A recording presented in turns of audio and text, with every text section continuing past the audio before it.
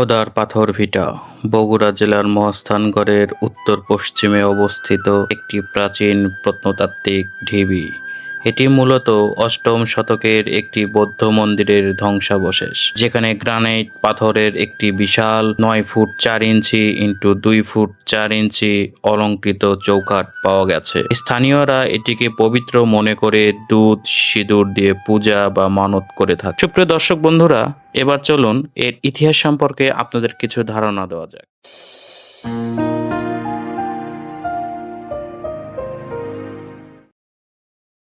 আমি এখন দাঁড়িয়ে আছি খোদার ঢিবিতে। এই ভিটার ধ্বংসাবশেষ পাল শাসনামলের প্রথম দিকের আনুমানিক খ্রিস্টীয় 8 শতক বলে জানা গেছে। 1970 সালে এই ঢিবি বা ভিটাতে খনন কার্য করে একটি মন্দির এবং তার সাথে ছোটখাটো কিছু প্রত্নতাত্ত্বিক নিদর্শন পাওয়া যায়। এই ঢিবির উপরিভাগে গ্রানাইট পাথরের একটি বিশাল চৌকাঠ পাওয়া যায়। এ থেকেই স্থানীয় জনগণ ঢিবির এমন অদ্ভুত নামকরণ করেছে। এখানে খনন কার্যের ফলে প্রাপ্ত খোদাইকৃত প্রস্তর খণ্ডগুলির মধ্যে একই সারিতে আসীন অবস্থায় 3টি বৌদ্ধ মূর্তি পাওয়া গিয়েছিল, যা বর্তমানে বরেন্দ্র গবেষণা জাদুঘরে রক্ষিত আছে। এখনো মাটির নিচে চাপা পড়া অবস্থায় আছে প্রত্নস্থলটির অবকাঠামোর ধ্বংসাবশেষ। শুধু বিশাল চৌকাঠটি এখানে দেখা যায়।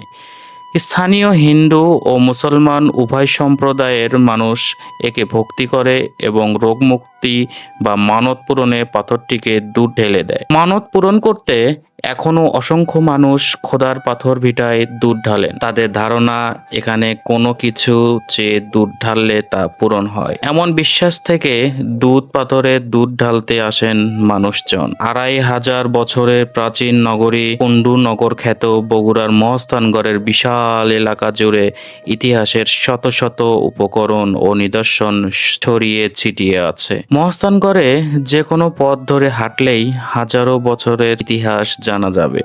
তেমনি একটি প্রত্ন নিদর্শন খোদার পাথর ভিটা। স্থানীয় লোকজন এটাকে দুধ পাথর বলে থাকে। মহাস্থানগড়ের ভিতরে শাহ সুলতান বলখি রহমাতুল্লাহর মাজারের উত্তর পশ্চিম দিকে এই প্রত্নস্থানটির অবস্থান। খোদার পাথর ভিটা একটি বৌদ্ধ মন্দিরের ধ্বংসাবশেষ। তবে মজার বিষয় হলো প্রত্নস্থানটির খোদার পাথর ভিটা নামকরণটি হয়েছে এখানে অবস্থিত একটি লম্বা পাথর খণ্ডকে কেন্দ্র করে। কুন্ডু নগরে অবস্থিত একটি ঢিলা বা ঢিবি। ঢিবিটির উপরিভাগে প্রাপ্ত গ্রানাইট পাথরের প্রকাণ্ড একটি চৌকাঠ থেকেই স্থানীয় জনগণ ঢিবিটির অদ্ভুত নামকরণ করেছে। এই প্রকাণ্ড চৌকাঠটিতে রয়েছে দরজার হুকরো লাগাবার 2টি ছিদ্র, উপরের দিকে ফোকর এবং ফুলের নকশা। স্থানীয়দের কেউ কেউ এখানে নগ্ন পায়ে পাথরের এই চৌকাঠটিতে ভক্তি নিবেদন করেন। ধারণা করা হয় পাথরটিতে নকশা খোদাই করা আছে, সেজন্য একে খোদাই পাথর বলা হতো, যা কালক্রমে খোদার পাথরে দাঁড়িয়েছে। এর ভিটার ধ্বংসাবশেষ পাল শাসনামলের প্রথম দিকের আনুমানিক খ্রিস্টীয় 8 শতক বলে জানা যায়। 1970 সালে এ ঢিবি বা ভিটাতে খনন কার্য করে একটি মন্দির এবং তার সঙ্গে ছোটখাটো কিছু প্রত্নতাত্ত্বিক নিদর্শন পাওয়া গেছে। মন্দিরটি পূর্বাভিমুখী একটি আয়তাকার বৌদ্ধ মন্দির। এতে রয়েছে পাথরের বাঁধানো মেঝে এবং ভিত দেয়াল। ভিতের উপর স্থাপিত দেয়াল ছিল কাদামাটিতে গাঁথা ইটের তৈরি। দরজার চৌকাঠের বাজু, সরদল ও দরজার উপরের দিকে অলংকৃত অংশ সম্ভবত পাথরে নির্মিত হয়েছিল। এটি দীর্ঘাকার এবং চৌকোনাকৃতির মসৃণ পাথর, যা সাধারণত প্রকৃতিতে পাওয়া যায় না। ধারণা করা হয় রাজা পরশুরাম এটি সংগ্রহ করে মসৃণ করে বলি দেওয়ার কাজে ব্যবহার করতেন। প্রাচীন মন্দিরটি কালের গর্ভে ঠাঁই নিয়েছে। খোদার পাথরটি সবেদন নীলমণির মতো একটু আটু ভক্তি শ্রদ্ধা আদায় করছে। হিন্দু ও আশেপাশের মুসলিম সম্প্রদায় বিভিন্ন সময় মানত করে পাথরটিতে দুধ ও তেলের সিঁদুর দেয়। অনেকে আবার বাড়ির গরুর প্রথম দুধ দিলে পাথরে ঢেলে দেয় নৈবেদ্য হিসেবে। অনেকে রোগ মুক্তি কামনা করে এখানে।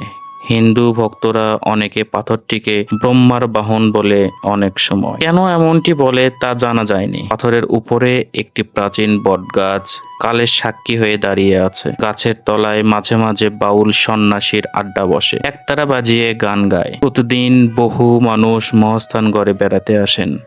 তারা এই খোদার পাথর ভিটা দর্শন করেন। কেউ বা দুধ পাথরে ঢেলে দেন। তেমনি একজন নন্দীগ্রামের পৌর এলাকা থেকে মহাস্থান এসেছেন সনাতন ধর্মাবলম্বী নীলকান্ত সাহা।